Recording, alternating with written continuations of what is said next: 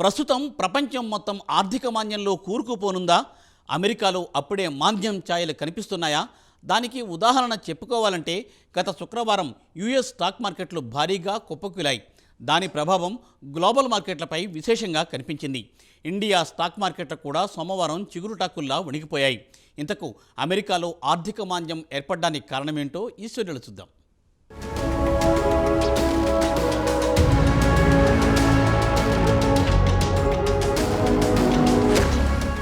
అమెరికాలో ఆర్థిక మాంద్యం ఛాయలు కనిపిస్తున్నాయి. గత శుక్రవారం నాడు అక్కడి స్టాక్ మార్కెట్లు దారుణంగా పడిపోయాయి. దాని ప్రభావం ఆసియా మార్కెట్లతో పాటు మన ఇండియా మార్కెట్లపై కనిపించింది. ఇండియా మార్కెట్లు మధ్యాహ్న ట్రేడింగ్ సమయంలో ఏకంగా 2,500 పాయింట్లు క్షీణించాయి. 17 లక్షల కోట్ల మార్కెట్ క్యాప్ ఆవిరయ్యింది. ఇక అమెరికా విషయానికొస్తే అక్కడ జూలై నిరుద్యోగం రేటు ఏకంగా 4.3% ఎగబాకింది.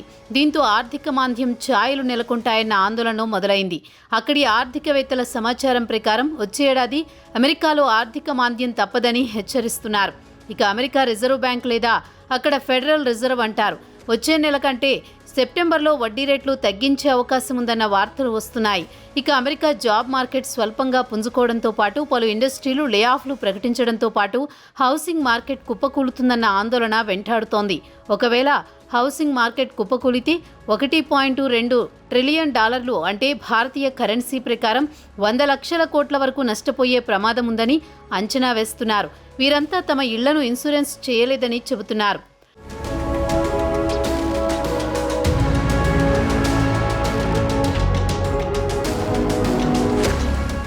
అమెరికాలో అకస్మాత్తుగా అన్ఎంప్లాయ్మెంట్ రేటు విపరీతంగా పెరిగిపోయింది. జూలై నెలలో ఏకంగా 4.3%కి చేరింది.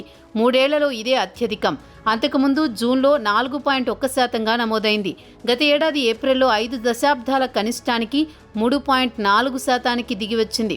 దేశంలో పెరిగిపోతున్న నిరుద్యోగుల సమస్య నుంచి గట్టెక్కడానికి ఫెడరల్ రిజర్వ్ వచ్చే ఫెడ్ సమావేశంలో కీలక వడ్డీ రేట్లు తగ్గించే అవకాశాలున్నాయని అంచనా. పీటర్సన్ ఇన్స్టిట్యూట్ ఫర్ ఇంటర్నేషనల్ ఎకనామిక్స్కు చెందిన senior fellow Gary Clyde Hufbauer మీడియాతో మాట్లాడుతూ, నిరుద్యోగ సమస్య ఇలానే కొనసాగితే 2025లో ఆర్థిక మాంద్యం వచ్చే అవకాశం ఉందని తేల్చి చెప్పారు. ఒకవేళ వచ్చే నెల నుంచి అటు తర్వాత కూడా ఫెడ్ వడ్డీ రేట్లు తగ్గిస్తే తప్ప మాంద్యం నుంచి కోలుకునే పరిస్థితి ఉండకపోవచ్చునని చెప్పారు ఆర్థికవేత్త.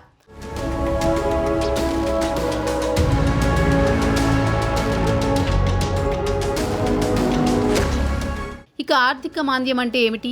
దీని ప్రభావంతో దేశంలో ఆర్థికపరమైన కార్యకలాపాలు క్రమంగా క్షీణిస్తాయి. దేశ జీడిపి క్రమంగా తగ్గుముఖం పడుతుంది. ప్రజల ఆదాయం తగ్గుతుంది. నిరుద్యోగం పెరిగిపోతుంది. పారిశ్రామిక కార్యకలాపాలు కుంటుపడతాయి. హోల్సేల్తో పాటు రిటైల్ సేల్స్ లావాదేవీలు తగ్గుతాయి. మొత్తానికి చూస్తే ఆర్థిక మాంద్యం వల్ల వినియోగదారుల కొనుగోలు శక్తి తగ్గిపోతుంది. దేశంలో నిరుద్యోగ సమస్య విపరీతంగా పెరిగిపోతుంది. ఆర్థికపరమైన సంక్షోభం నెలకొంటుంది. ఉన్న ఉద్యోగాలు పోతాయి. ఇక అమెరికా ఆర్థిక పరిస్థితి ఇలా ఉంటే ప్రపంచ ఆర్థిక పరిస్థితి కూడా అలానే ఉంటుంది. దీనికి ఒక సామెత కూడా ప్రచారంలో ఉంది. అమెరికా తుమ్మితే యావత్ ప్రపంచానికి జలుబు చేస్తుందని చెబుతుంటారు.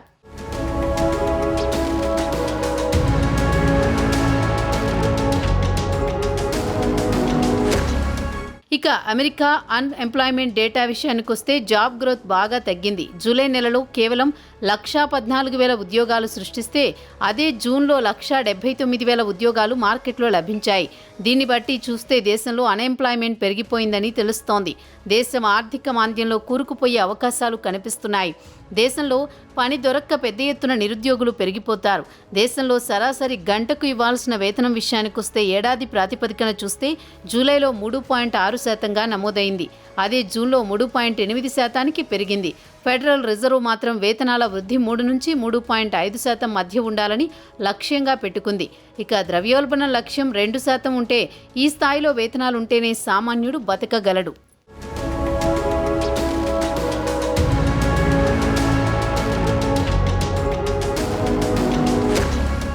ఇక ఇండస్ట్రియల్ లే ఆఫ్ల విషయానికొస్తే అమెరికాతో పాటు కెనడాలో వివిధ రంగాలకు చెందిన కంపెనీలు తమ ఉద్యోగులను తగ్గించుకునే పనిలో పడ్డాయి. ఉదాహరణకు technology, automotive, financial services, manufacturing రంగాల్లో కోత విధిస్తున్నాయి. దీనికి తోడు ఫెడరల్ రిజర్వ్ వడ్డీ రేట్లు తగ్గిస్తామని పరోక్షంగా సంకేతాలిస్తున్నా కంపెనీలు మాత్రం ఉద్యోగులను తగ్గించే పనిలో పడ్డాయి. ఇక హౌసింగ్ మార్కెట్ విషయానికొస్తే కొంతమంది నిపుణులు అంచనా ప్రకారం కార్చిచ్చుకు పెద్ద ఎత్తున ఇళ్లు తగలబడుతున్నాయి. అలాగే వరదల వల్ల ఇళ్లు మునిగిపోతున్నాయి. మరోవైపు వరదల వల్ల 1,70,00,000 ఇళ్లపై ప్రభావం చూపుతాయి. ఈ ఇళ్లకు ప్రజలు బీమా చేసి ఉండరు. సుమారు $1.2 ట్రిలియన్ ఆస్తులు నష్టపోయినట్లు లెక్క. భారతీయ కరెన్సీ ప్రకారం 100 లక్షల కోట్ల వరకు నష్టపోతారు. ప్రకృతి విపత్తుల కారణంగా ప్రపంచవ్యాప్తంగా $120 బిలియన్ నష్టపోతారు.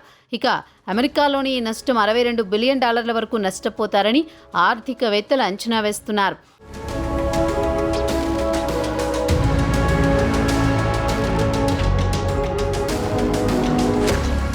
అమెరికా ఆర్థిక వ్యవస్థ తిరోగమన బాట పడితే దాని ప్రభావం ప్రపంచ దేశాలపైన ఉంటుంది. కాబట్టి రాబోయేది ప్రపంచానికి గడ్డు రోజులే అని చెప్పవచ్చు.